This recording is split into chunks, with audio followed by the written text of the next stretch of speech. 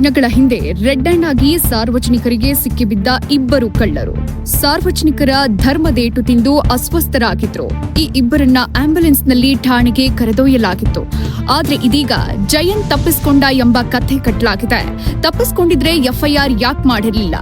ಹಲ್ಲೆ ನಡೆದ ಬಗ್ಗೆ ಎಫ್ಐಆರ್ ಯಾಕೆ ದಾಖಲಾಗಿಲ್ಲ? ಏಕಾಏಕಿ ಕೆರೆಯಲ್ಲಿ ಮೃತದೇಹ ಹೇಗೆ ಸಿಕ್ಕಿದೆ ಅನ್ನೋದೇ ಯಕ್ಷ ಪ್ರಶ್ನೆಯಾಗಿದೆ.